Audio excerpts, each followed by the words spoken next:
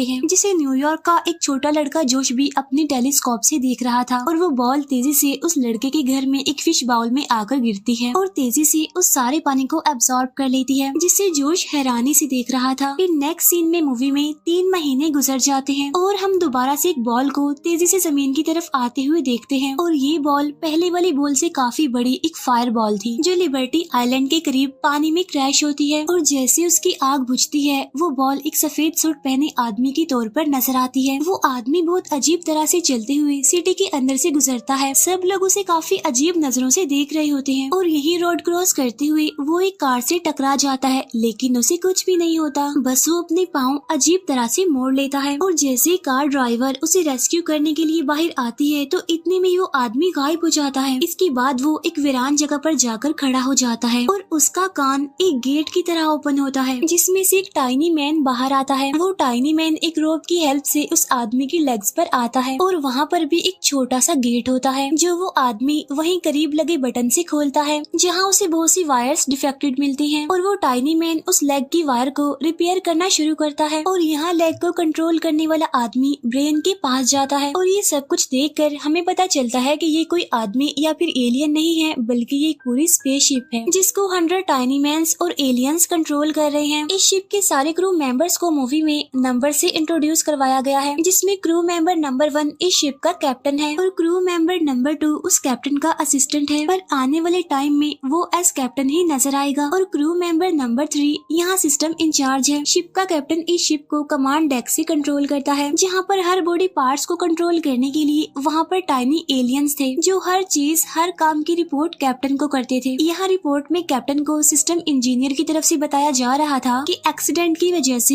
ये शिप अब चल नहीं रही, लेकिन अर्थ के 2-3 दिन के अकॉर्डिंग ये शिप बिल्कुल ठीक हो जाएगी। शिप का ट्रैकिंग सिस्टम भी खराब हो गया था और कैप्टन क्रू मेंबर्स को अब इस सिचुएशन में मीटिंग के लिए बुलाता है, जिनकी बातों से हमें पता चलता है कि वो लोग प्लेनेट नील से आए हैं, क्योंकि उनके प्लेनेट के रिसोर्सेज खत्म होने की वजह से उनका प्लेनेट तबाह होने वाला था और उनको अर्थ से सॉल्ट और वाटर की जरूरत थी जिससे वो अपने प्लेनेट को बचा सकती थी। इसीलिए वो अर्थ ओशन से सॉल्ट और वाटर उस बॉल की हेल्प से कलेक्ट करने आए थे जो उनसे गुम हो गई थी और जिस बॉल को हमने जोश के पास देखा था, और उस बॉल का नाम ऑर्ब था। और वो लोग उस बॉल को ढूंढने के लिए ही यहाँ पर आए थे। अर्थ सी सॉल्ट नील प्लेनेट को सालों तक एनर्जी दे सकता था, इसीलिए उन्होंने अर्थ पर आने का डिसाइड किया। अब यहाँ जोश अपनी विंडो से उस ह्यूमन लाइक शिप को देख लेता है और जल्दी से अपनी मॉम को बुलाता है, जो वही लड़की थी जिसकी कार से उस शिप का एक्सीडेंट हुआ था। वो दोनों जल्दी से उस शिप के पास आते हैं और वो लेडी उस शिप से सॉरी कहती है। शिप के अंदर एलियंस पहले तो उसे देखकर घबरा जाते हैं, क्योंकि बेशक वो शिप बाहर से इंसान जैसी लगती थी, लेकिन उसको कंट्रोल करने वाले एलियंस ये बात नहीं जानते थे कि वो कैसे ह्यूमंस की तरह बिहेव करे। और अभी वो किसी इंसान से फर्स्ट टाइम ही बात करने वाले थे और इस काम के लिए वो गूगल की हेल्प लेते हैं ताकि वो ह्यूमंस के बिहेवियर को जान सके और उनसे बात करने में आसानी हो। वो ह्यूमन शिप का कैप्टन शिप की उस लेडी से एज अ ह्यूमन बात करने की कोशिश करता है। तभी दूसरी तरफ हम पुलिस ऑफिसर्स को देखते हैं जो उस मिस्टीरियस बॉल को ढूंढने के लिए कोशिश कर रहे थे। वो लोग उस जगह पर जाते हैं जहाँ पर वो शिप लैंड हुई थी। क्रैश साइट पर उन्हें किसी आदमी के फेस इंप्रेशन मिलते हैं, जिससे उन्हें ये पता चल जाता है कि वो कैसा दिखता है। पूरे शहर में उसको ढूंढने की कोशिश की जा रही होती है और यहाँ वो ह्यूमन शिप उस लेडी से बात करने की कोशिश कर रही होती है, लेकिन जैसे ही वो शिप उस लेडी से बात करने की कोशिश करता है तो फ्रिक्वेंसी ज्यादा होने की वजह से आसपास की चीजें टूटने लगती हैं। फिर फ्रिक्वेंसी सेट करने की वजह से वो शिप उस लेडी को कहता है आई एम ओके। फिर वो लेडी जोश को स्कूल भेजकर उस शिप को अपने घर इनवाइट करती है।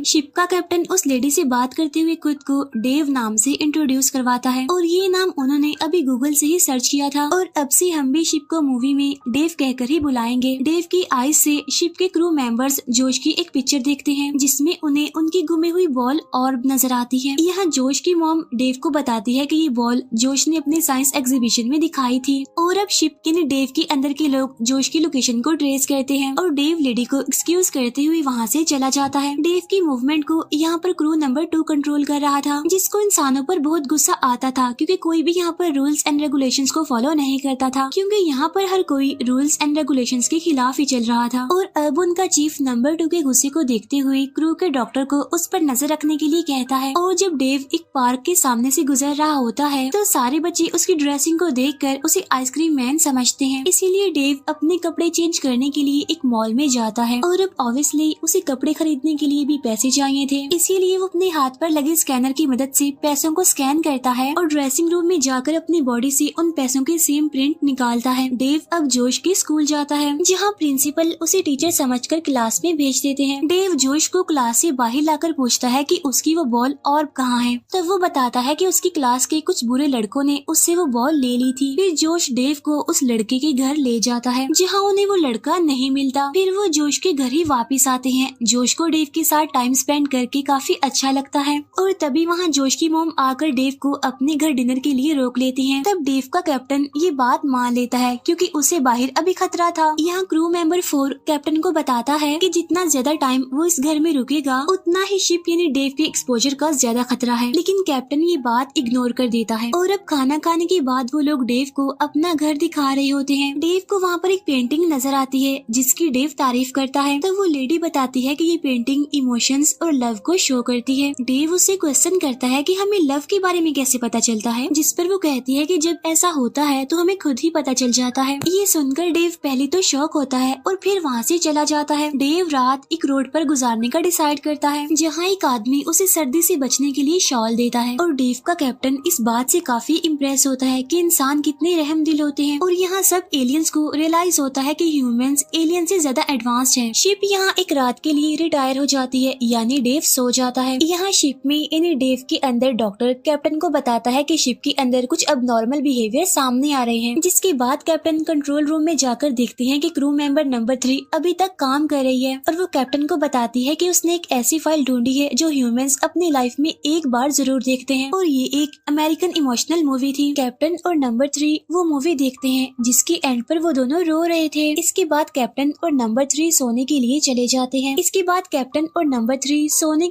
जाते हैं। नेक्स्ट मॉर्निंग डेव की बैटरी सिर्फ 20% रह गई थी और पुलिस उसे ढूंढ रही थी। यहाँ पर हम दिखते हैं कि डेव जोश के साथ पार्क जाता है। वहाँ ट्रेन राइड लेने के बाद हॉट डॉग ईटिंग कंपटीशन में पार्टिसिपेट करता है और कंपटीशन जीतने पर मिलने वाला सॉफ्ट टॉय वो जोश की मम को गिफ्ट देता है। यहाँ से बाहर निकलने पर डेव देखता है कि जोश को कुछ बच्चे बुली कर रहे हैं। तब डेव उनको पनिशमेंट देने के लिए उल्टा कर देता है, जिससे उन्हें ऑर्ब यानी एलियंस की वो बॉल मिल जाती है, जिससे डेव यानी शिप के अंदर की वो एलियंस बहुत खुश होते हैं। और डेव जोश की फैमिली को डिनर के लिए इनवाइट करता है, जोश की मॉम की बर्थडे सेलिब्रेट करने के लिए। लेकिन क्रू मेंबर 2 कैप्टन की इस बात से डिसएग्री करता है। वो कहता है कि जब हमें ऑर्ब मिल गया है तो हमें अपने मिशन पर वर्क करना चाहिए। लेकिन कैप्टन कहता है कि उन्होंने यानी जोश और उसकी मॉम ने इस बॉल को हासिल करने में उनकी काफी हेल्प की है, तो अब हमें भी जोश और उसकी मॉम के लिए कुछ करना चाहिए। यहाँ इंसानों के साथ रह रहकर डेव के अंदर मौजूद एलियंस के अंदर भी फीलिंग्स आने लगी थी। किसी के अंदर एटीट्यूड आ गया था तो किसी ने अपने रूम को डांस क्लब बना लिया था। नंबर 2 के अंदर गुस्सा और इमोशंस आ जाते हैं। और नंबर 3 तो बहुत ही प्यारा सा ड्रेसअप होती है क्योंकि वो कैप्टन के साथ डांस करना चाहती थी, जिस पर कैप्टन उसे इनकार कर देता है क्योंकि वो शिप यानी डेव को कंट्रोल कर रहा था। और डेव भी पार्टी में उस लेडी के साथ डांस कर रहा था। और नंबर 3 यहाँ पर हर्ट होकर वहाँ से चली जाती है। यहाँ होटल से डेव को पुलिस अरेस्ट कर लेती है और शिप के अंदर सबकी बदले हुए बिहेवियर से नंबर 2 को बहुत गुस्सा आता है और वो शिप आर्मी को अपने साथ मिलाकर अब अपने मिशन पर काम करने के लिए सबको कहता है। और सारी क्रू यहाँ तक कि नंबर 3 भी नंबर 2 के साथ मिल जाती है। इन्वेस्टिगेशन रूम में डेव की ओपन स्पीकर की वजह से ऑफिसर एलियंस की सारी बातें सुन रहे होते हैं। तब उनकी बातों से पुलिस को लगता है कि ये एक एलियन सोल्जर है। फिर वो दोनों पुलिस ऑफिसर्स इन्वेस्टिगेशन रूम से चले जाते हैं। शिप के अंदर अब न्यू लीडर सबको वार्न करता है कि अब यहाँ पर कोई भी अन एलियन बिहेवियर शो नहीं करेगा। और यहीं पर डेव यानी वो शिप अपने हैंड पिस्टल को यूज करते हुए पुलिस स्टेशन की वॉल को तोड़ देता है और यहाँ से बाहर जाने लगता है। पुलिस उसे रोकने के लिए उसे शूट करती है पर कोई भी बुलेट उस पर कोई असर नहीं करती। डेव यानी उस शिप के अंदर एक एलियन अपने न्यू लीडर के गुस्से से बचने के लिए शिप से बाहर जंप कर देता है। डेव की आई से नंबर 2 यानी न्यू लीडर पुलिस स्टेशन में जोश और उसकी मदर को देखता है, पर अपने न्यू लीडर के अकॉर्डिंग डेव अपने मिशन को पूरा करने के लिए आगे बढ़ जाता है। नंबर 2 जोश से अब बहुत ज्यादा काम ले रहा था, जिसकी वजह से नंबर 3 को मिशन खराब होने की टेंशन हो जाती है। इसीलिए वो जल्दी से अपने असल कैप्टन को छुड़वा लेती है, लेकिन वो दोनों पकड़े जाते हैं और उनको डेव की नोज के जरिए बाहर निकाल दिया जाता है। और अब वो टाइनी एलियंस ह्यूमन और डॉग से बचने की कोशिश कर रहे होते हैं। अब वो दोनों लड़ते हुए एक प्लास्टिक बैग देखते हैं और वो उसे as a hot air balloon use करके शिप तक पहुंचने की कोशिश कर रहे होते हैं, लेकिन वो बैग बस के विंड स्क्रीन वाइपर पर स्टक हो जाता है। वो वाइपर एक लॉन्चर का काम करता है और उन दोनों को डेव के शू पर गिराता है। और यहाँ पर कैप्टन नंबर 3 से सॉरी कहता है और कहता है कि अगर इस ट्रिप में तुम मेरे साथ ना होती तो शायद ये मिशन इतना आसान ना होता। इसी दौरान अब वो दोनों शिप के अंदर चले जाते हैं। यहाँ डेव यानी वो शिप एक कार को रोकती है ताकि उसकी एनर्जी वेस्ट ना हो और वो उसे लिबर्टी आइलैंड जाने के लिए कहती है। दूसरी तरफ जोश अपनी मॉम से कहता है कि डेव ऐसे बुरे काम नहीं कर सकता और हमें उसके पीछे जाकर उसकी हेल्प करनी चाहिए। यहाँ पुलिस स्टेशन के अंदर पुलिस को वो टाइनी एलियन मिल जाता है जिसने डेव के अंदर से जंप की थी, जिसे देखकर वो डेव का पीछा करने का ऑर्डर देता है। यहाँ लिबर्टी आइलैंड में जाकर न्यू कैप्टन डेव को ऑर्डर देता है कि वो बॉल को यानी ऑर्ब को एक्टिव करके पानी में गिरा दे ताकि वो वहाँ से सी सॉल्ट कलेक्ट कर सके। लेकिन तभी वहाँ पर फर्स्ट कैप्टन आ जाता है और वो डेव को ये करने से रोक देता है। और यहाँ शिप के अंदर यानी डेव के अंदर सबको बताया जाता है कि कैप्टन ने दोबारा से कंट्रोल ले लिया है, जिससे सारे क्रू मेंबर्स मान जाते हैं। यहाँ शिप के यानी डेव के गिरने से उसके हाथ से वो ऑर्ब भी गिर जाता है और स्लिप होकर पानी में चला जाता है। और अब ओशन से सारा पानी वो बॉल अब्सॉर्ब करने लगती है, जिसे कैप्टन रोकने की काफी कोशिश करता है, पर इस काम के लिए उसे काफी एनर्जी की जरूरत थी जो कि उसके पास नहीं थी। अब या तो वो अर्थ को बचा सकते थे या अपने प्लेनेट पर वापस जा सकते थे। तब कैप्टन अपने क्रू से अर्थ को बचाने के लिए परमिशन लेता है, जिस पर सारे एग्री हो जाते हैं क्योंकि उन्होंने अर्थ से कुछ सीखा था, दूसरों को प्यार करना और उनकी हेल्प करना। और अब डेव अपनी सारी एनर्जी यूज करते हुए अर्थ को बचा लेता है, लेकिन यहाँ पर डेव की पावर्स खत्म हो जाती हैं और इतनी ही देर में वहाँ पर पुलिस भी आ जाती है। यहाँ पर जोश भी पुलिस के साथ ही था और वो जल्दी से पुलिस ऑफिसर का टेजर यूज करते हुए डेव को चार्ज कर देता है। और जैसे ही डेव चार्ज होता है तो उसका माउथ किसी गेट की तरह ओपन होता है, जिसमें से कैप्टन और नंबर 3 निकलते हैं और वो पुलिस को अपने बारे में सब कुछ बता देते हैं। और वो जोश की फैमिली को बाय कहते हुए ये कहते हैं कि हम किसी और प्लेनेट से एनर्जी रिसोर्सेज ले लेंगे, लेकिन अर्थ को नुकसान नहीं पहुंचाएंगे। तब ये बात सुनकर पुलिस उनके दूसरे एलियन को भी शिप में रख देती है, यानी जिसने शिप से जंप लगाई थी। इसके बाद डेव अपने प्लेनेट पर जाने की तैयारी करता है और उसकी पूरी बॉडी से करंट फ्लो होता है। और जैसे ही वो ऊपर की तरफ मूव करता है तो यहाँ FBI की एंट्री होती है, जो हेलीकॉप्टर से डेव पर ट्रैप डाल देते हैं। और अब जैसे ऑफिसर्स उनके पास आने वाले थे, शिप के सारे मेंबर शिप के एक डिटैचेबल पार्ट यानी लाइफ बोट में इकट्ठे हो जाते हैं, जो कि डेव का शू था, और अपने रॉकेट को स्टार्ट करते हुए वहाँ से चले जाते हैं। और यहाँ सबके सामने शिप और नंबर 2 रह जाते हैं, जिससे वो लोग छोड़ गए थे। यहाँ लाइफ बोट में कैप्टन नंबर 3 को प्रपोज करता है और इसी के साथ ये मूवी यहीं पर एंड हो जाती है। Thank you for watching.